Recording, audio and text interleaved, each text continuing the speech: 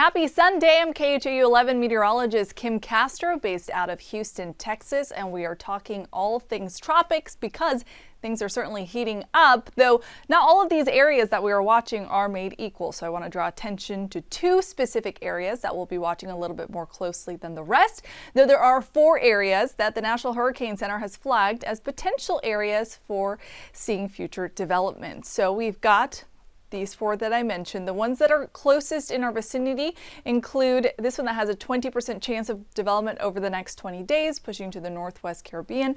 And then we've got a 70% chance for an area of showers and storms in the central Atlantic that we'll be paying special attention to because as of this morning, the National Hurricane Center has upped the chance for that developing to 70% over the next 5 days, 30% over the next 2 days, and the remaining areas of storms we will be keeping an eye on, but we will not be focusing on for this particular webcast. All right, on average, how long does it take for an area of convection to reach the continental U.S.?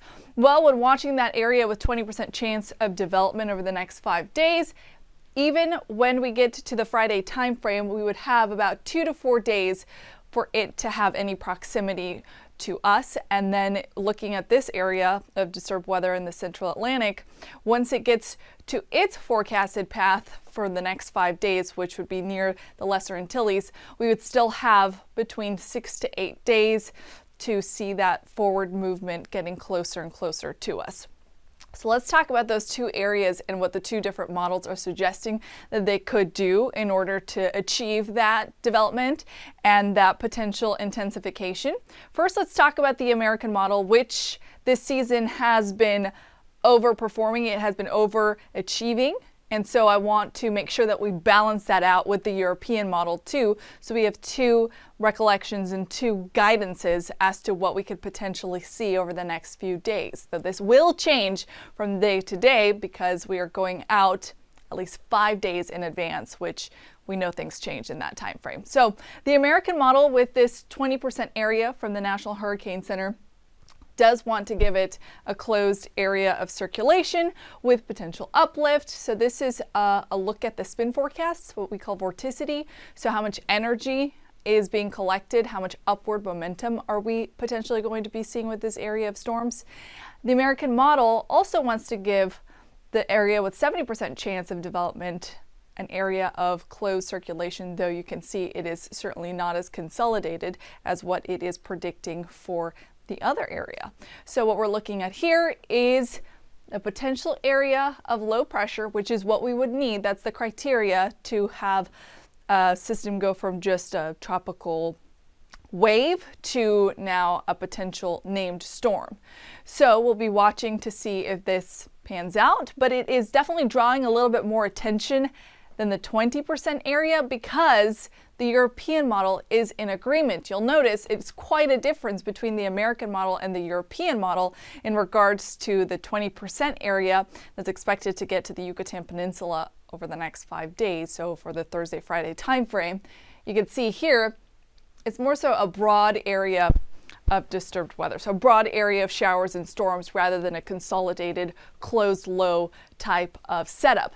For the European model, for the 5-day outlook for the 70% chance area that we're watching, it has a very similar pattern. So we are seeing that closed area of circulation, not very tight, but certainly starting to close in, and that signals some energy with it too. So when we look at vorticity, upward vertical velocities, how much energy is this able to potentially scoop up, will be foreshadowing to how much fuel it's able to garner. We've been talking about how warm the Atlantic Basin has been, but you need a different couple factors to be working together in order to use that available potential energy in order to see something like this come to fruition. So what are some of the factors that might inhibit that ability? Shear is one of the things that we talk about because a structure that is tropical really needs vertical ventilation. So it needs to be able to scoop up the moisture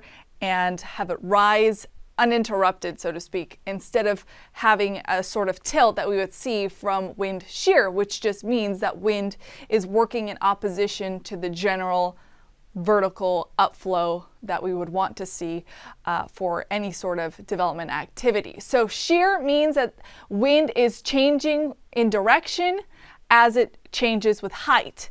So over the next 5 days, we do have the potential to see some wind shear in the Yucatan Peninsula area, and that's why I'm thinking that the National Hurricane Center isn't giving this area too much attention, at least not as much attention as the area in the central Atlantic is getting, because you'll notice within the time frame that it's expected to get close to the Lesser Antilles, there's not a whole lot of wind shear that would be disrupting it, which means it would have a lot of availability and a smoother path than, let's say, this what looks to be a wave by Friday would have.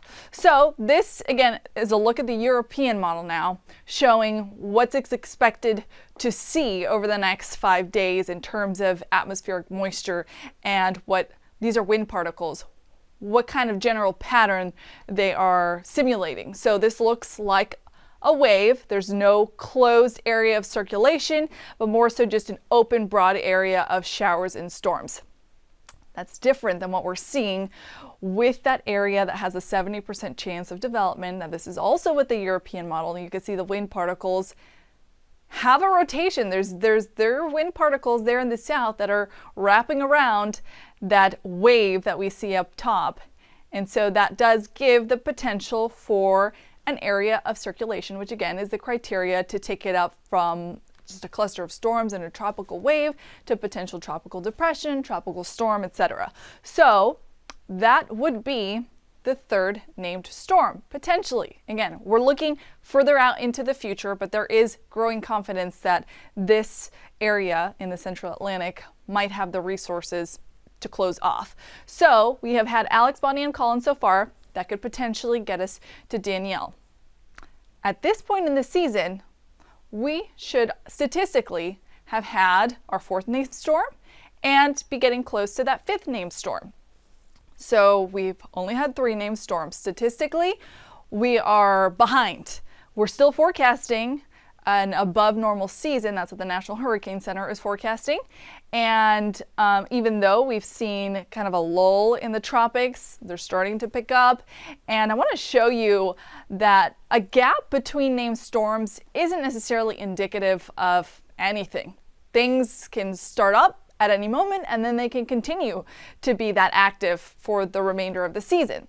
So it has been a while since we have had a named storm. Colin dissipated in early July, and so it's now been 56 days until we've seen a named storm. But very, very active seasons like the 2021 season had 31 days between Elsa and Fred. There were 38 days between Barry and Chantal in 2019. So those were very big storms with a significant gap. Not as big as the gap we've seen so far, but that again is not telling of what is to come. We are still approaching the peak of hurricane season, which is on September 10th. But starting now, we are climbing that peak, and we'll see another peak coming there in October. So this is certainly the time frame when we would be seeing things starting to pick up in the tropics. We'll be keeping a close eye on all of those 4 areas that the National Hurricane Center has flagged, with specific attention to those 2 that I just showed you, and particularly the one in the Central Atlantic. So if I'm not able to catch you here, you can catch me on social media. I am on Twitter, Instagram, and Facebook. You can also ask me any questions on there. Until then, see you next time.